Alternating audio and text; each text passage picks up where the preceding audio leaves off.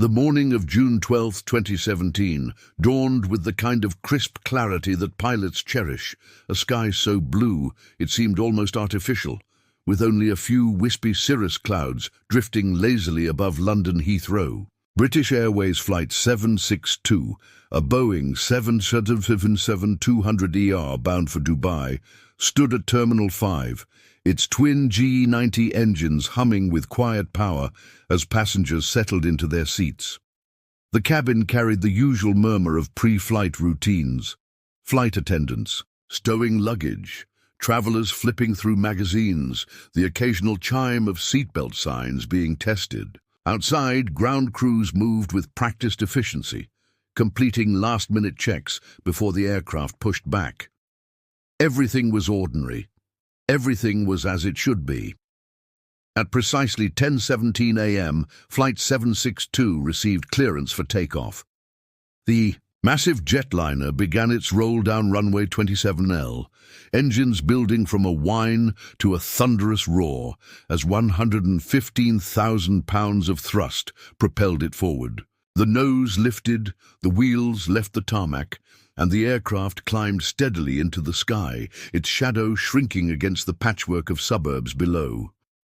Inside the cockpit, the crew's hands moved confidently across controls, their eyes flickering. Between instruments and the horizon, the first officer called out altitude markers: 500 feet, 1,000 feet, each confirmation a step deeper into the safety of open air. Then, at 3,200 feet, barely 2 minutes after takeoff, the unthinkable happened.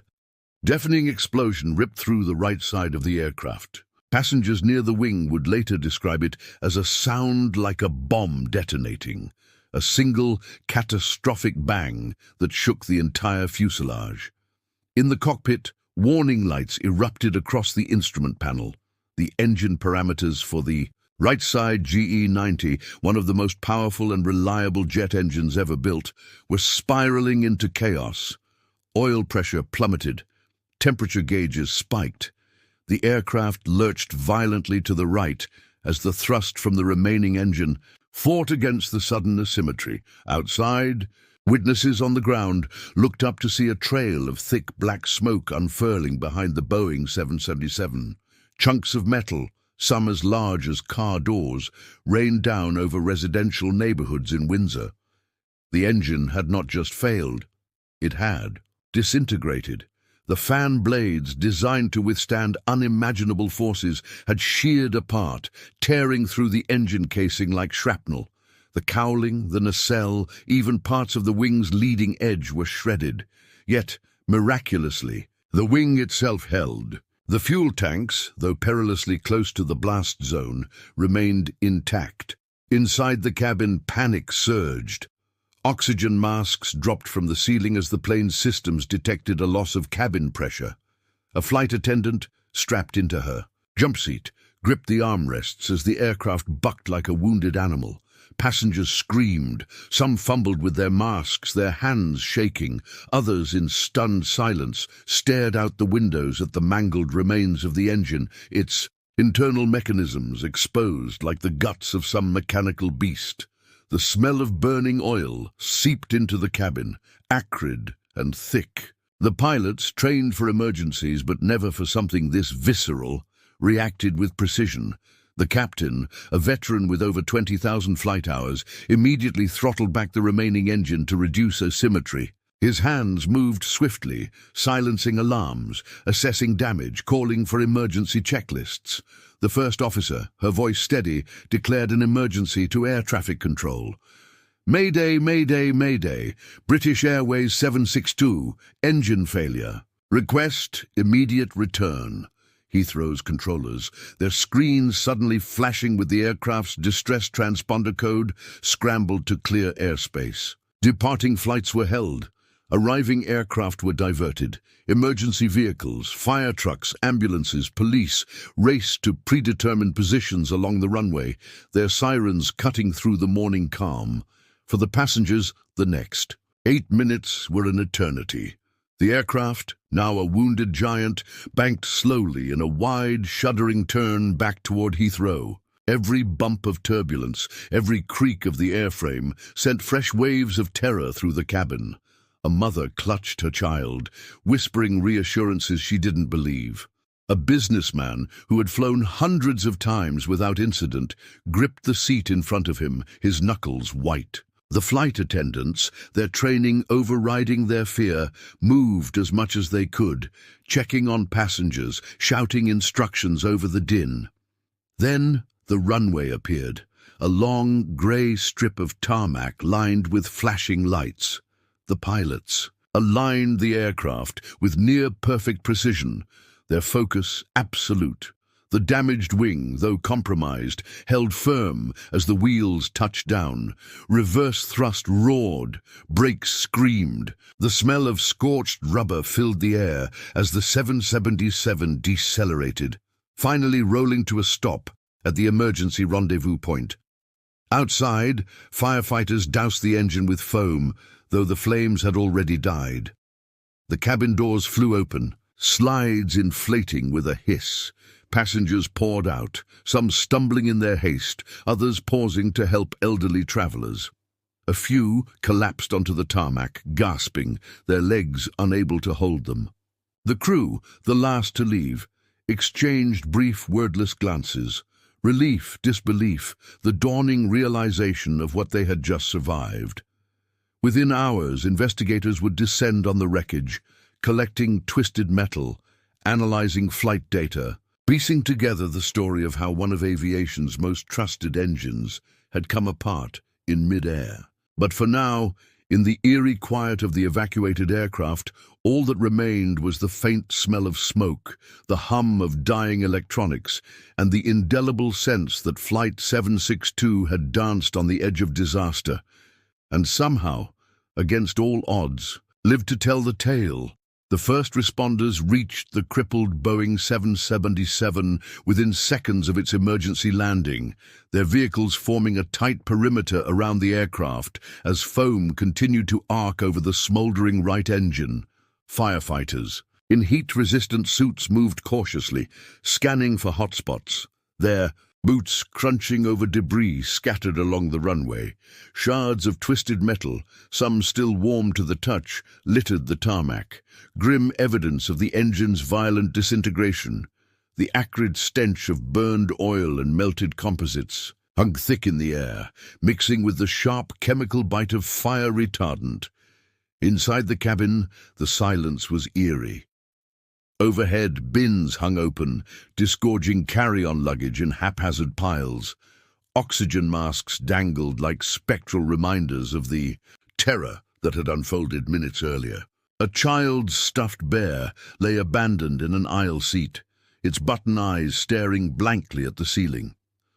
The cockpit door stood ajar, revealing a nest of flashing indicators and the faint glow of emergency lighting where the pilots had worked, with cold precision to bring the wounded jet home. Beyond the runway, the residents of Windsor were already discovering the fallout from the explosion. Chunks of turbine blades, some still spinning with residual heat, had embedded themselves in back gardens and rooftops. A twisted section of the engine cowling, nearly 6 feet long, had crashed through the windshield of a parked car, missing the owner by mere seconds. Local police, their radios crackling with disbelief, cordoned off streets as aviation officials scrambled to secure every fragment. Each piece was a clue, a fragment of the story that had nearly ended in catastrophe. At Heathrow's emergency command center, a tense huddle of airline executives, engineers, and government regulators poured over the first trickle of data. The flight recorder, the so-called black box, had already been retrieved, its hardened casing intact despite the violence of the event. Initial telemetry showed the right engine's oil pressure had plummeted seconds before the explosion, followed by a catastrophic temperature spike. But why? The G90 was renowned for its reliability, with millions of flight hours across global fleets. Had a single component failed? Or was this something deeper, a flaw hidden in plain sight? Meanwhile, in a nearby hangar, the shaken passengers of Flight 762 sat wrapped in foil blankets, clutching cups of tea handed out by airport staff. Some stared blankly at the walls, their hands trembling. Others sobbed quietly, their voices lost in the murmur of hushed conversations. A young couple clung to each other, their earlier excitement about a Dubai vacation replaced by the visceral understanding of mortality. A flight attendant, her uniform still smudged with soot, mechanically checked names off a manifest, her professional calm fraying at the edges. News vans had already begun encircling the airport, their satellite dishes angling toward the sky. Reporters, hungry for details, shouted questions at anyone in a high-visibility vest. Was it terrorism? Were lives saved by pilot skill or just luck? The airline's PR team, flanked by security, promised a statement in due course. But the world wanted answers now. Social media erupted with shaky cell phone footage, smoke trailing from the wing, the panicked screams inside the cabin. Conspiracy theories bloomed in real time. Back in the wreckage, a team of investigators in blue coveralls circled the engine's remains, their cameras flashing. The damage was grotesque. The fan blades, titanium alloy forged to withstand forces equivalent to a freight train at full speed, had sheared off at the roots, their jagged edges telling a story of unimaginable stress. The combustion chamber was scorched black, its intricate fuel nozzles mangled. One engineer knelt, prying loose a fractured bolt, his gloved fingers tracing the telltale marks of metal fatigue. Had maintenance missed this, or was the failure buried in the design itself? As the sun dipped toward the horizon, casting long shadows across the runway, two figures in suits arrived, representatives from the engine manufacturer, their faces tight with concern. They spoke in low tones with the lead investigator, their body language telegraphing dread.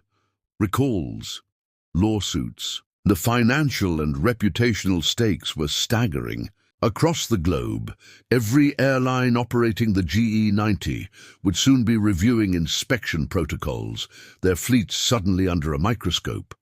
And in a quiet office at the UK's Air Accidents Investigation Branch, a veteran investigator pinned a photo to the caseboard.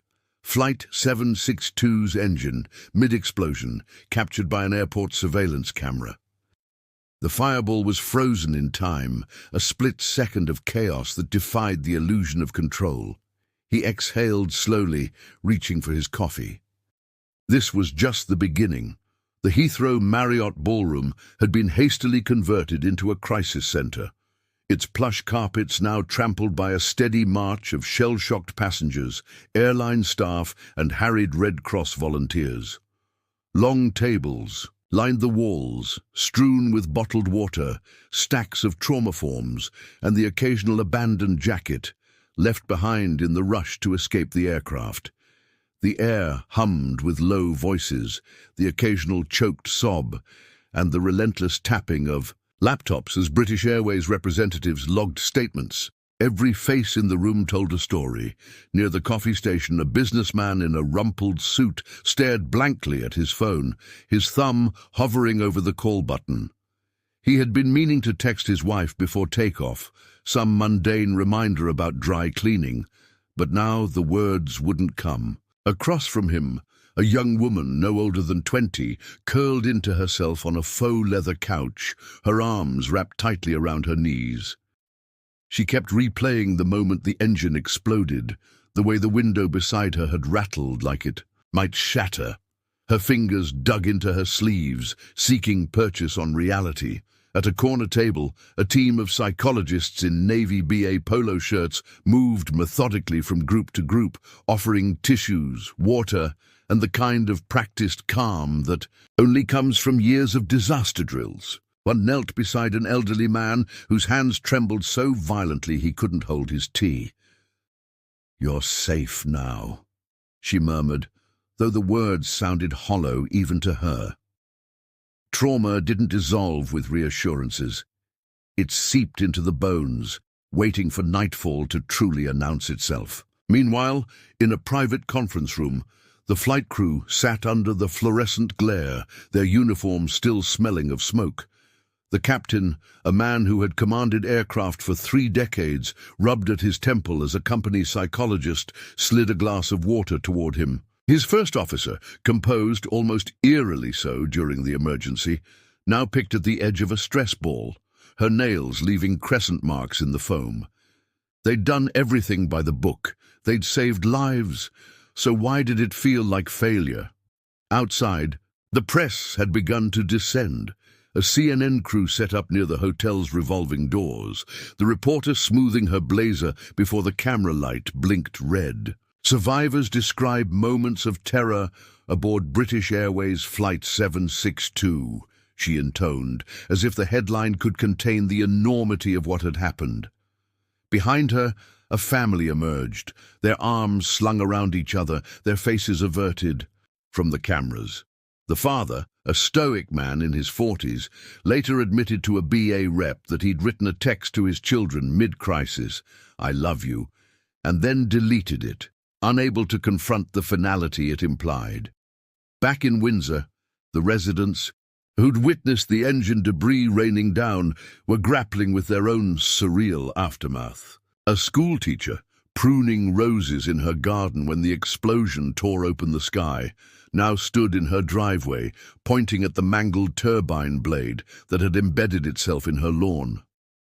"It sounded like the end of the world," she told a BBC radio reporter, her voice wavering between awe and anger. What if it had hit someone? By evening, the first passenger interviews were leaking to the media. A viral clip showed a teenager, still in his BA-issued blanket, describing how the cabin had filled with the stench of burning metal. "I thought we were going down," he said, his voice cracking. "I kept thinking, this isn't how it's supposed to happen." His mother, off camera, could be heard whispering, "Don't, Jamie," before the video cut out. In the hospital wing of the crisis center, a flight attendant winced as a nurse checked her blood pressure. The adrenaline had masked it at first, but now her body ached, whiplash from the turbulence, a sprained wrist from bracing during landing. Across the curtain divider, another crew member sat motionless, still in his uniform shirt, staring at the wall. He'd been the one to calm. A hyperventilating passenger mid-flight, his steady voice cutting through the panic. Now in the silence, his hands wouldn't stop shaking. As night fell, the airline's CEO finally addressed the press, his crisp diction belying the shadows under his eyes. "Our focus remains on supporting those affected," he said, flanked by a phalanx of PR staff. Behind the scenes, though, the corporate machinery was already grinding into motion. Legal teams drafted holding statements. Insurance adjusters pored over liability clauses. And in a locked boardroom, a heated debate erupted over whether to ground the rest of the GE90 fleet, a decision that could cost millions but might save lives. But for the passengers of Flight 762, the calculus was simpler. In hotel rooms across Heathrow, suitcases lay unpacked. Showers ran too long, scalding skin that still felt the ghost of fear.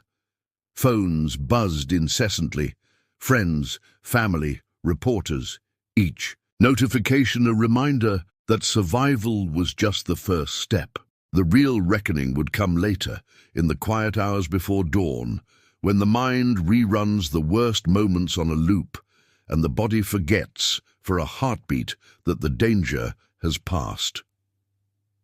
The hangar at Farnborough Airfield was a cathedral of steel, and silence, its cavernous space swallowing the echoes of footsteps as investigators moved like forensic archaeologists around the remains of Flight 762's shattered engine.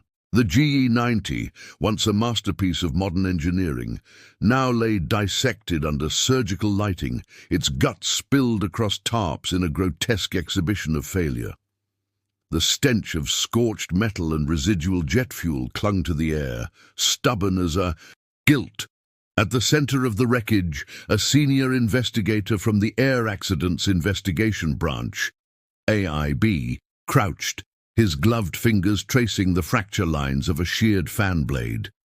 The titanium alloy, rated to withstand forces exceeding 100,000 pounds, had snapped like a twig. His torchlight caught the telltale spiderwebbing of fatigue striations, microscopic cracks that had propagated over time, invisible until the moment they weren't.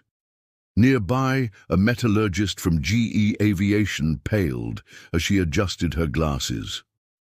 These weren't the clean breaks of a sudden overload. This was chronic. The investigation had entered its most critical phase, the hunt for why.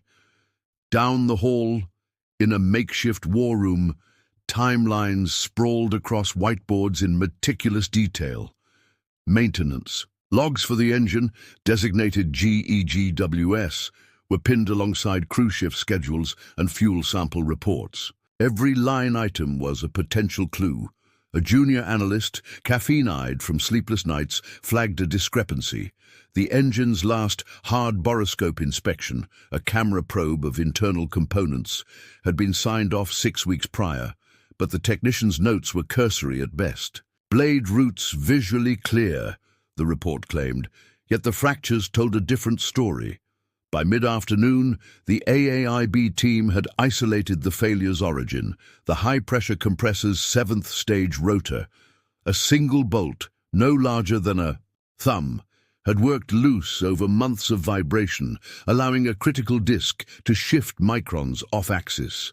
The imbalance was negligible at first, a whisper in the machine's roar, but with each flight cycle, the forces compounded, grinding, warping, stressing adjacent components until the cascade became inevitable. The engine hadn't failed. It had been failed. The revelation sent shockwaves through the aviation world. Within hours, Boeing issued a service bulletin recommending immediate inspections of all GE 90-94B engines with over 8,000 flight cycles. Airlines from Dubai to Denver scrambled to pull aircraft from service, their operations teams calculating the cost in delays and cancellations. At British Airways headquarters, executives huddled with lawyers, their voices low and tense. The question wasn't just what went wrong anymore, it was who knew. Back in the hangar, the lead investigator stared at a CT scan of the fractured bolt, its threads splayed like a broken spine. Fatigue failure? Yes. But why here? Why now? His gaze drifted to a sticky note on his laptop. Check torque specs versus maintenance manual Rev 3.2. A whisper of doubt took root. Had someone skipped a step? Used the wrong tool? Followed an outdated procedure? The answer, when it came, was buried in a footnote, a revision to the engine's maintenance manual, issued 18 months prior, had increased the required torque for that specific bolt by 12 Newton meters, a tiny adjustment easy to miss in the labyrinth of technical updates. Cross-referencing training records revealed the truth.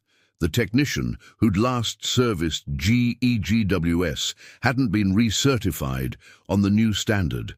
A checkbox exercise had become a death warrant. As dusk fell, the AAIB drafted its preliminary findings, each word weighed for legal impact. Across the Atlantic, GE Aviation's stock dipped on the NYSE. Somewhere in Windsor, a homeowner swept up another fragment of turbine blade from their garden, unaware it held the fingerprints of a system, not a machine, that had broken long before the engine did. The fluorescent lights of the British Airways engineering facility buzzed like trapped insects, casting a sterile glow over the graveyard shift. Beneath the cavernous ceilings, a lone mechanic named Danny Hartnell moved through the rows of dormant aircraft, his steel-toed boots scuffing against oil-stained concrete. It was 3:17 a.m., the hour when even the most diligent supervisors dozed. At their desks, and the security camera's blind spots grew just wide enough for secrets to slip through. Danny wasn't supposed to be here. Not tonight. Officially, he was on suspension pending the Flight 762 investigation, a sacrificial lamb, offered up by management. Unofficially, he'd waited 7 years for this moment. The storage locker clicked open under his key code. Inside, sandwiched between outdated parts manuals, lay a dented aluminum case. His fingers trembled as he flipped the latches. The contents were innocuous to an outsider. a stack of maintenance logs, a USB drive, and a dog-eared notebook filled with cramped handwriting. But together, they formed a trail of breadcrumbs, one that led straight to the top. The email from Quality Assurance had been polite, bureaucratic, and utterly damning. Discrepancy found in torque wrench calibration records for Hangar 6, Q3 2023 present. Please clarify. Danny had read it twice before deleting it. He knew exactly what it meant. The wrench in question, a digital torque tool critical for engine bolt tightening, had been malfunctioning for months. Technicians complained it clicked. Soft, requiring extra force to hit target specs. But with turnaround times shrinking and overtime evaporating, complaints went unanswered. Supervisors shrugged. Close enough. Then came Flight 762. Danny's notebook contained dates, tail numbers, and engine serials every time he'd quietly retorqued bolts after others signed off on the work. He'd kept receipts for the calibration tests he'd paid for out of pocket, and on the USB drive, security footage showed supervisors overriding error alerts on the diagnostic system. He hesitated, thumb hovering over the send button on an encrypted email to the AAIB. The attachment contained scans of a memo from BA's head of engineering marked confidential. Until new wrenches arrive in Q4, prioritize cycle times over non-critical reworks. A shadow moved at the far end of the hangar. Danny froze. By dawn, the documents were in the hands of investigators. By noon, BA's lawyers invoked ongoing litigation to seal the records. But the damage was done. In a private meeting at the Civil Aviation Authority, a veteran inspector slid Danny's evidence across the table.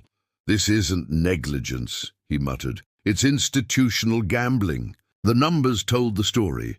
14% of the fleet's GE90s had bolts torqued below minimum spec.